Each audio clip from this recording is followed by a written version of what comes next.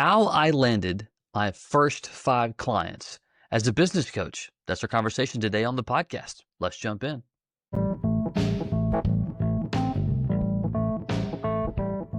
BJ O'Neill here with the Business Coaching Success Podcast. So glad you're here, where I share with you strategies, tools, and tips to be able to grow your business coaching practice to 6 figures and beyond as a Christian business coach. Let's jump in.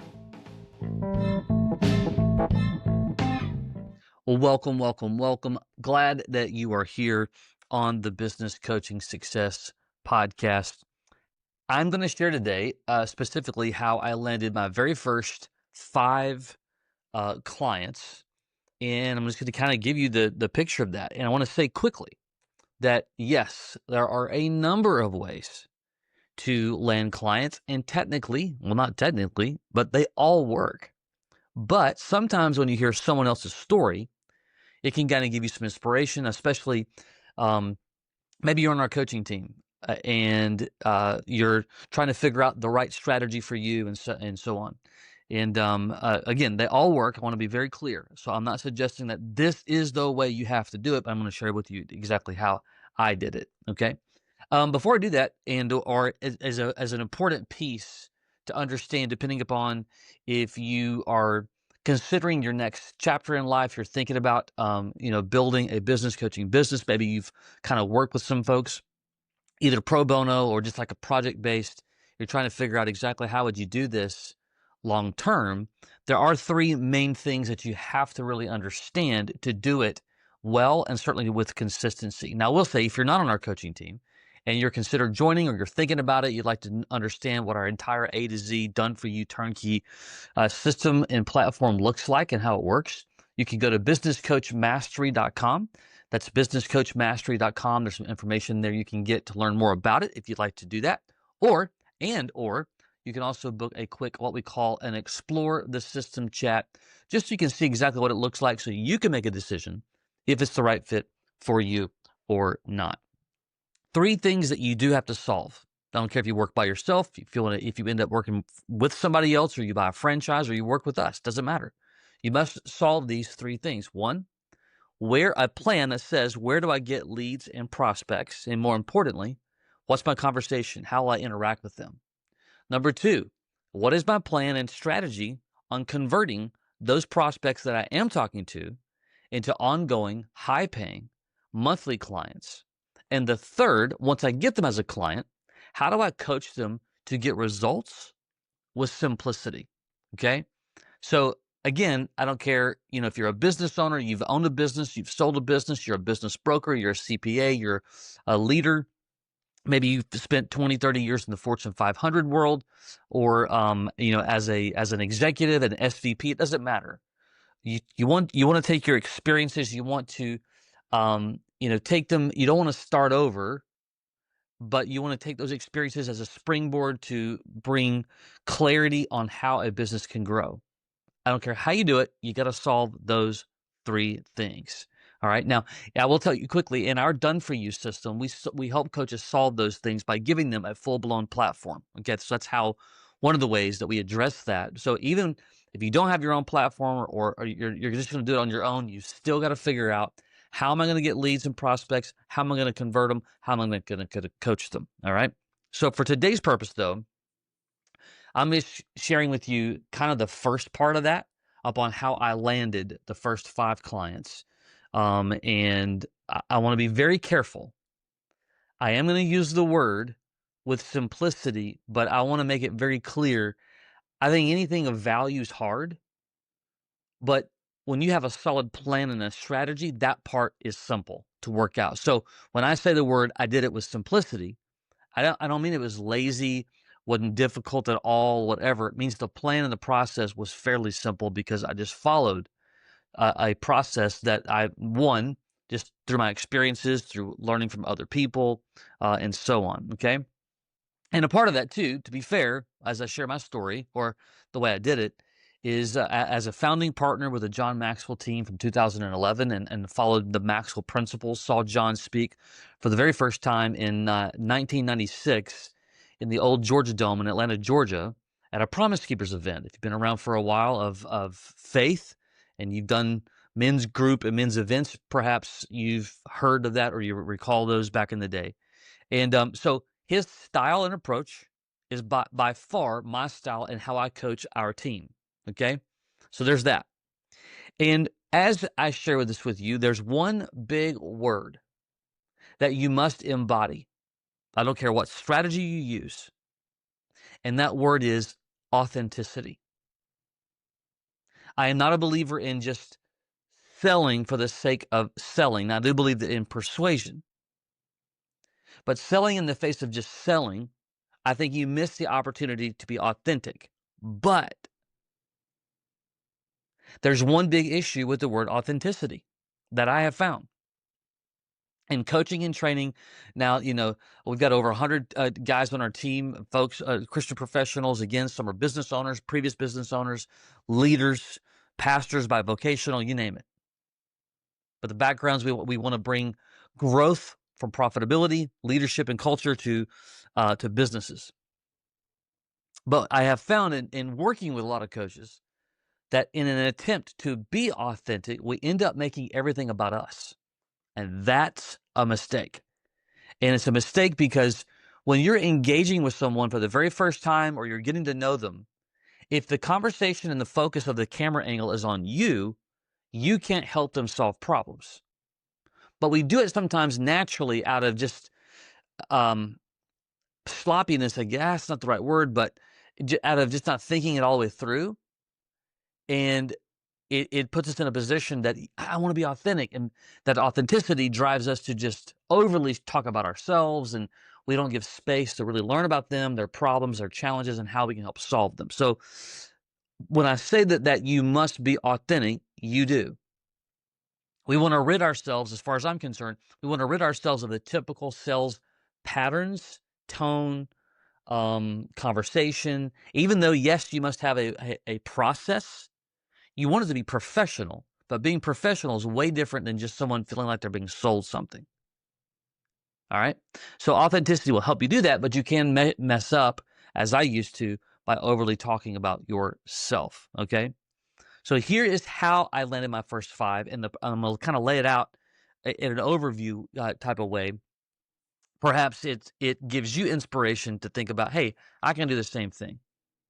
And it's utilizing a strategy that I call your sphere of influence. Now, you may hear that and go, well, that's not anything new. No, it's not at all. I didn't make it up. But let me explain to you why I believe it works and why I believe it's one of the best. And that's not the only. And you can utilize the sphere of influence in a number of different ways. We'll get into that later on. But sphere of influence means when I look around my own network, my Rolodex, if you will. Remember that? Remember those things? Those fun little cards? I made that comment to, we have 3 kids, 2 are older, 1 still in high school. And I made a comment about the Rolodex to my high schooler. What is that? Which is kind of bizarre, right? But the point is that in your network, you've got family, friends, past colleagues, neighbors, people at your church that are maybe in your small group, in your community group, whatever you may call that. I think I already said this. Neighbors, I think I said that. Those that you just kind of meet, like you could I go every Saturday to a specific place to get breakfast. That's just my little thing that I do. Not every, close, a lot of times. So I've gotten to know, and I'm there right when they open. So I've gotten to know the person who owns the place, right? Like they're in my sphere of influence now. Do I know them super well? No, but I know them. We are a Jeep family. And if you don't know about Jeeps, it stands for just empty every pocket. We've got older Jeeps. We've had older Jeeps for years, nearly 20 years.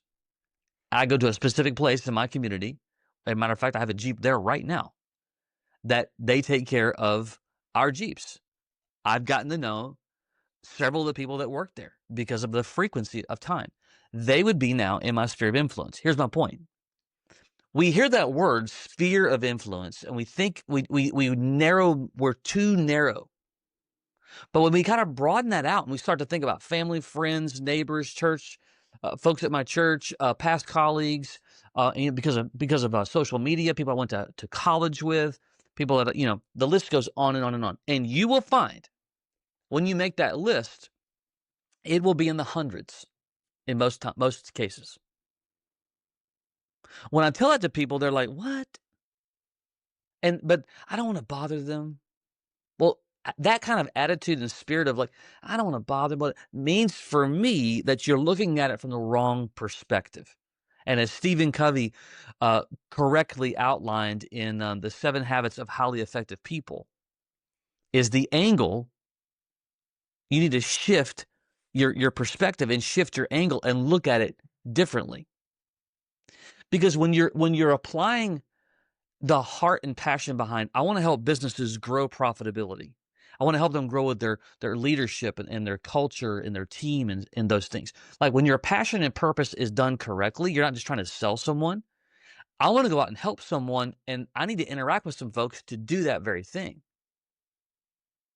But if we're just looking to land a client and we skip the purpose part of it, that's usually where psychologically we get into all this, headspace and head trash of, you don't want to bother people. You don't want to annoy them. You don't want to this. You don't want that. And then one day turns into 1 week. That turns into 3 months. It turns into a year. And we really haven't done a lot. Why? Because we're looking at it from the wrong perspective. So we want to look at it absolutely with authenticity, why, and the passion, purpose, the background of why I'm doing it. And I want to make a list of all the folks I'm going to interact with. And let's just say that for conversation's sake, I make a list of 200 people. And in that 200 people, I'm going to begin to narrow it down to the people that I know the best, or potentially in categories. You may know some business owners, or you may know some folks that are that are, they work in some type of business function. And it makes good sense to connect with them. Everybody knows a lot of people. And by the way, I want to make sure this is very clear. We're not suggesting that your sphere of influence is that you have to know business owners. I probably get that question more than anything, at least in the beginning, as folks are raising their hands, asking questions, thinking about things, looking at their next chapter and their next part of life. But I don't know a lot of business owners. You don't need to at all. As a matter of fact, that can actually be a plus. I'm not going to say it's better, but it's helpful. Why? One, everyone knows a business owner or two. Just about everybody. Your next door neighbor, your dentist, your banker, your insurance broker, they will know 1, 2, or 3 business owners. And so think about it. If I have a list of 200 people and I begin to narrow that down, and I'm going to say, all right, these 50, and I'm that's just the way I would do it. These 50 are the ones I'm going to reach out to because they just make, in my sphere of influence, makes the most sense. Now, your network and sphere could be different. You may know a lot of business owners, or you may know a lot of people who work for businesses. You may not know any, right? So that's going to shift and change a little bit. But regardless, though, we want to take the big number. We want to whittle it down to these are the first set of people that we're going to reach out to. And here's how we're going to do this. One, when you come with authenticity, and this is the shift. When you come with authenticity and you reach out to them, whether it's an email, whether it's a DM, on Messenger or a text message, whatever the case may be, the channel kind of doesn't matter. The channel is only going to matter based upon your relationship with them. And you reach out to them and you begin to share what you're doing and why. So we have this process in our platform. And by process, I just mean it's just a template of reaching out to someone. It's like, hey, BJ, I just wanted to kind of give you an update upon life a little bit. And I'm paraphrasing for time, but it's essentially just in a very authentic way that we're reaching out to kind of talking about what we're doing and why we're doing it. I just really feel, drawn and called into this arena to help businesses grow. I'm working with a bunch, this is again in our world, working with a bunch of amazing folks all across the country. And I kind of want to give you a picture of that. And you kind of, and what I would do, or what I did, is that I gave them a link to my bio. and a link to my website, and I invited them to the process. I would love your feedback as a strategist and as someone who has a heart for the business community. Would just love to get your 2 cents. So we're kind of sharing with them what we're doing, and you may hear that go, well, wait a minute, didn't you say not to talk about you? Yeah, we're not talking about the business yet. We're talking about that person that you know. And you're giving them a life update. Again, we're talking about how I landed my first 5 clients. So this is the beginning. And so that's what I did. I reached out to people that were in my sphere of influence, basically said, hey, this is what's going on. This is where I feel I'm drawn and called to. I feel like God's kind of put this on my heart. And for a lot of people, it will not, most of them are going to go, yeah, makes total sense. If they know you enough, and just kind of sharing with them kind of why, letting them give a little bit of a peek of what you're doing and how. And then I'm going to ask them the question, or what I did in my case is ask the question, would you be willing to give me a little bit of time so I can kind of share a little more details about what's going on? And then 2 things. One, who in your sphere of influence, in your network, is someone in a desire to grow my network, who in your world that you believe, you know what, man, you need to know Bill. So that's what I would ask. That's what I did ask. Who in your network is someone I just need to know to expand my network, number one. Number two, who in your network owns a business that you believe 2 things. One, they're doing okay, but they could be doing better and they'd like to do better. Or B, they're really struggling and they really probably could use a conversation with someone to see if you might be able to help them. So I made a list, whittled it down to 50 people. I began to reach out to them in all the ways, between email, between phone, between just depending upon my relationship. And I simply said to them, this is what's going on in my life, where I'm drawn, where I'm called. Would you be willing to help? Who in your network is someone that I just need to know to expand my network? And who do you know that owns a business? Now, here's the thing. You're probably hearing that and go, that's way too simple. It is, because we believe today, especially with the conversation with AI, which again, it is what it is. We think things need to be more complex than they are, and they don't. They need to be simple. But simplicity must also accompany consistency. Because if all of I did was to reach out to just a few of those folks one time, no dice, this would go nowhere, and it would have gone anywhere. And so, like everything else, what gets scheduled gets achieved. So every single day, I would spend a couple hours just in communication mode. Again, phone, email, text, DM, just depending upon, again, the relationship, in an attempt to get their attention, to develop a conversation, to invite them in, ask for some feedback on my bio, and I asked for some time. That time was between a phone call, a Zoom, lunch, coffee. Again, those folks that lived across the country, clearly, I'm not going to do anything in person. Sometimes it was a Zoom conversation. Sometimes it was a phone call. It just depended. Some of them I didn't get the response from, or there wasn't a solid conversation for several months. Some of them responded within a couple of weeks or less, right? So that's what consistency. And just like what we teach in just the process of getting in front of somebody, you must be consistent. So my plan always has been to reach out to someone 8 to 12 times over a period of time. Did the same thing with my sphere of influence. Several of them, it took 2 or 3 times for them to respond at all. Doesn't mean they don't care. Doesn't mean they don't like you. Doesn't mean they're not interested in you. They are busy. So if you reach out just one time, you're probably not going to get a lot. If you, those 50 people on your list, if all you did was reach out once, you might get 10 or 20% of them to respond. It doesn't mean, again, that they don't care. They're just busy. So when you take that attitude and that approach, you will make it happen. But that's what I did. Begin to sit down, and I begin to ask for those 2 things: your network for growth, and who do you know in business. And I cannot stress enough, if you did that process right there for the next 6 months with your sphere of influence, your network will grow so big you will not have the bandwidth to actually interact with it. But if all you do is sit back behind your computer screen and, just what's the word? Dabble. That's the word I'm looking for. And just dabble with stuff, you'll never get anywhere.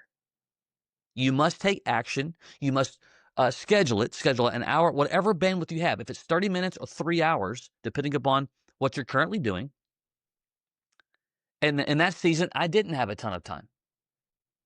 I had a couple of other things going on that I didn't have just like, in a complete and total 8 hours to just constantly call people. I had a window.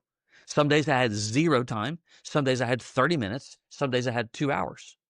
Depending upon the day, would dictate how much time I had to reach out to that sphere of influence. So the goal is reach out to my sphere, build a network, and then what I did is that in a request of, hey, who do you know? I gave them a template. It was an email template, made it simple for them. That's the thing you got to do. When you're interacting with your sphere of influence, it's really important to make it simple for them. Because if you don't give them a template, guess what? You're making it harder, and they're busy. It's not that they don't like you and love you. But when we make it simple, we're increasing the odds. It doesn't mean they're going to do it and follow through. You're just increasing the odds. So I gave them a template. Typically, it was an email. That was an email introduction, and I took it from there, depending upon who it was. Sometimes those conversations were just about other people to expand my network.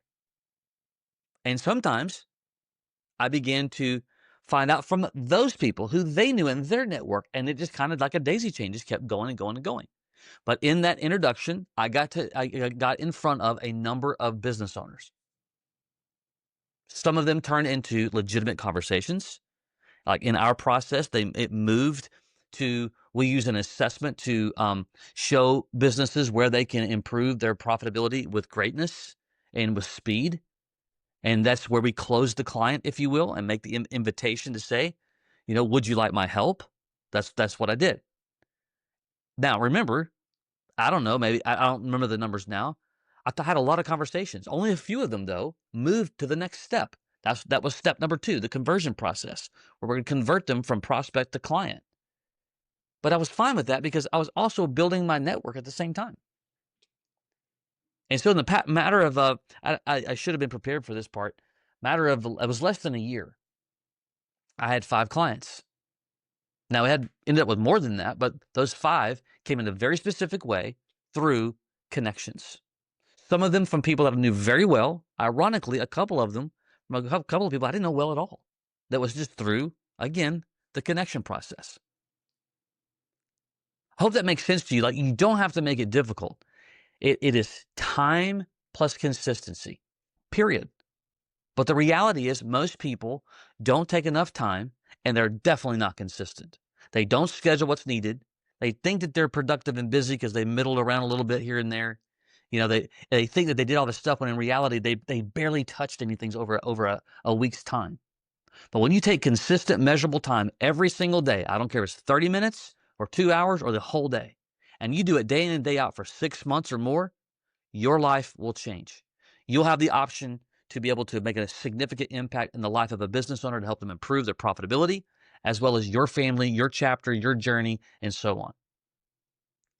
Real quick before we dismiss here. Is a sphere of influence your direction? I don't know. You have to make that decision. Some people love doing that. Some don't. And that's something that you have to determine on your own. Now, in our world, when you're a coach with us, these are the conversations that we have with you. You get to still make your choice.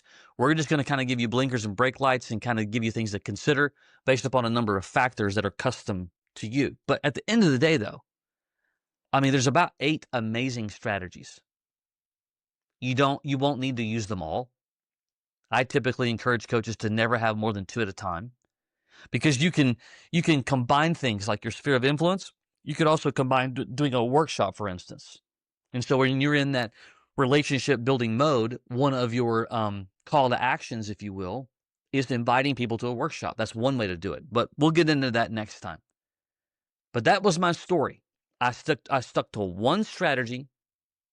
There were days and weeks, by the way, that no one responded. I say no one responded. There just wasn't a lot of activity in terms of it. I'm like, is anyone going to respond? Did everyone fall off the cliff? Does anyone care? So you're gonna have days like that. And then there were days where it's like I couldn't keep up because that's just the rhythm of how relationships work because the people are busy. And to get on their radar, to get on their schedule, more importantly, for a conversation, for them to take action requires time. The mistakes that I believe, and I know that I'm kind of going long here, the mistakes that I believe that a lot of people make, they overcomplicate it, they don't stick with it, they don't do it enough, and they're not clear about what the request is. But that's what I did.